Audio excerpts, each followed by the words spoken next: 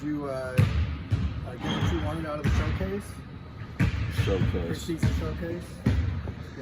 Last Wednesday. Yeah. I'm sorry. Lots going on between now and last Wednesday. That was for the fans. That wasn't. I got a 2-hour practice out of it before we did the showcase. Yeah. Showcases are hard for me, but that for me it was a fan interaction. I think it's great that you can have a free event for your fans. Kids can get autographs, interact with players, and that's how you build your fan base up. Is my belief. You know, get the kids there, they meet the players, they get the autograph. We got great guys on this team. The kids want to come back. They ask their parents, "They bring me back to the game." You know, because I met Jalen Hill and he signed my shirt. You know, so I think that it's just a great event for that purpose. From the basketball standpoint, not a whole lot. How do you feel the team's been building as you get closer to the season? All coaches wish we had another month of practice before you had to actually play a game. But you get to a point where nothing's going to help you except playing a game. You reach a point where you need to play games, and from a coaching staff, then you can make those adjustments that you need to make, so that you can. And then you got to get stuff on film so guys can start to understand things you're telling them in practice. So you reach a point where you have to play games to move forward, but doesn't mean you like it as a coach. You look, most of us, So Rick Bird retired last year from Belmont. He told me he hated games. Loved practice, hated games. That's most of us. What about this exhibition game? Anything in particular you want to see from your guys? Well, yeah, sure. I hope we know how to run out of the tunnel, how to warm up. I don't want it. Hopefully nobody gets a tee. When I go to put them in, they got to run to the table.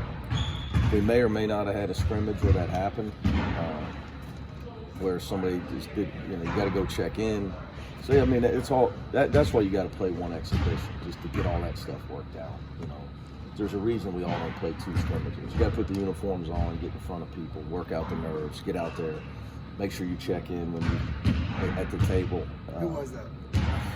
Well, we may or may not have had a scrimmage. I can't. So, if I told you who it was, I'd have to kill you.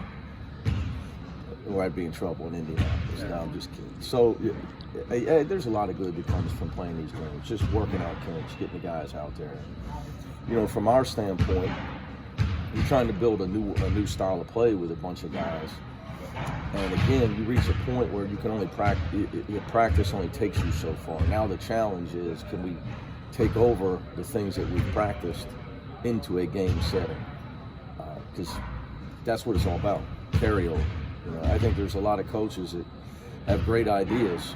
You got to be able to get your team to do it. And then you got to play the guys that'll play the way you want them to play. The other guys will learn that they're not going to play if they don't play Bruin basketball, which for us is team first. Team first, and there's a lot of individual glory in making your team win. Everybody come out of that all right? Everybody okay as far as the injuries front? Yeah, I think right now Jaime's dealing with a little bit of something that he did in practice, but just for us, bumps and bruises right now, nothing significant. It seemed like Anthony Luba made a couple of nice moves in that showcase. Is he somebody who you think maybe you can get some usage out of? Well, I sure hope so. I mean, I like I said, I think depth will have to be a big factor for us this year. That being said, you got 12 scholarship guys, and even Ruff. I think Russell Strong could help us if we needed him to. Of course, I'm half crazy, but that's okay. Just because he's smart, he can make a shot. But I think Kenneth is a guy who practices hard. He's got a great attitude. Like I said, I wish he would have redshirted last year. But in my career, player development has been a big thing. The places I've been, the guys I've worked for, 5-star players were not falling off trees. So we had to develop players. So I'm used to coaching guys like Kenneth. And if his attitude stays the way it is, he'll get better. I think he's one of the strongest guys around the rim I've ever coached. So like you said, what you're alluding to, if he gets the ball deep, it's hard. You can't displace him. It's hard to knock him off balance. You can't take the ball from him. So in those areas, that's his strength right now. Moving his feet on the perimeter defensively in today's game is paramount. That's the biggest area he's got to improve in. Over the summer, there was an article in Forbes where you said you wanted to have the top offense, defense, and rebounding in the nation. After seeing the team in practice, how attainable are those goals? Well, I think every year, you know, people always hit me with, you know, the defensive stuff. We'd like to lead the country in offense as well, and rebounding.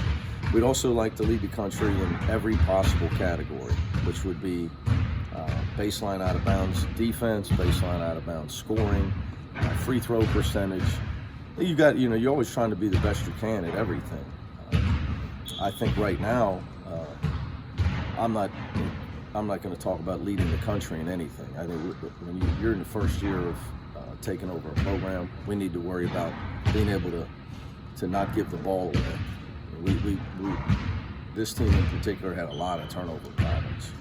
So before we start talking about leading the country and scoring, we might make sure that we don't lead the Pac-12 in turnovers, which I think we did last year. So it's just a process, trying to get better every day. So we don't talk about leading anything. We just try to talk about playing the game the right way, trying to improve every day. How's the team coming along in that regard? No, they've been great. Their attitude and effort's been great. But again, adversity comes in the form of an opponent.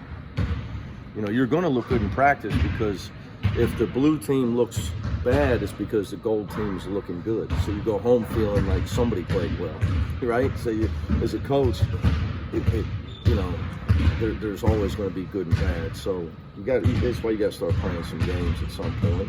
You figure out what you got to do to improve. I think that, you've heard me talk a lot about, it's the first year and you're trying to establish a culture that, the players have to understand why we will have success and what causes failure. And, togetherness, competitiveness, having the right attitude, being physical with what we do, understanding that you have to get your job done. And that there's another guy that's practicing right now for the other team to try to stop you from getting your job done. So it's not going to be easy.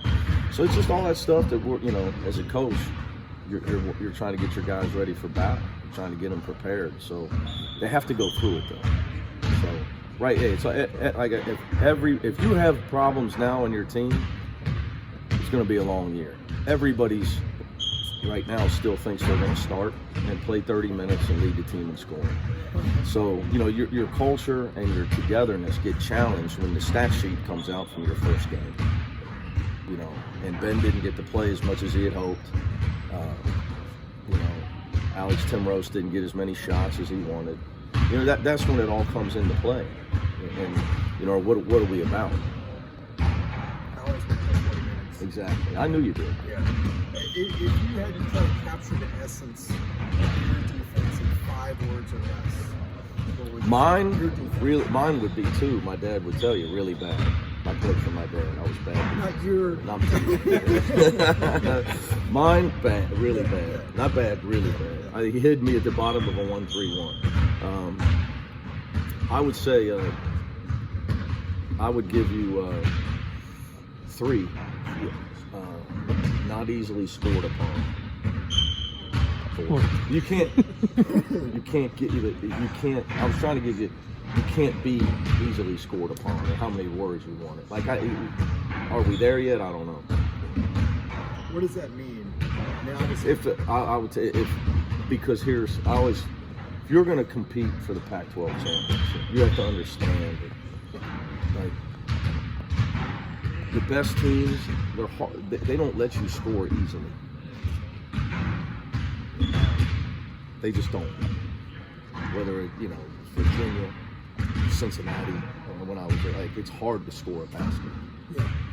So if you're preparing to beat those teams, how are you, if you're easily scored upon, you got no chance because they're not going to let you score easily. It's not going to happen, right? So you got to prepare to beat those teams. If you can score easily, I like UCLA's chances. If we can go out and just run up and down and get 85, I like our chances. But you got to be prepared to beat certain teams. It's not easy. So you when you start talking about that, you've got to realize when you go on the road, I don't care who you play on the road, it's hard to score. So you can't be easily scored upon. Now, if you're looking for X and O's and all that, that not really inclined to start talking about my defensive strategies and philosophies. But if you just think about that, because certain teams are great three-point shooting teams, you have to stop that. Other teams, you got great inside game. Other teams may have a great point guard or they're great in transition. So you have to be able to stop different strengths off of teams. They score different ways. So you can't just be good at defending the three.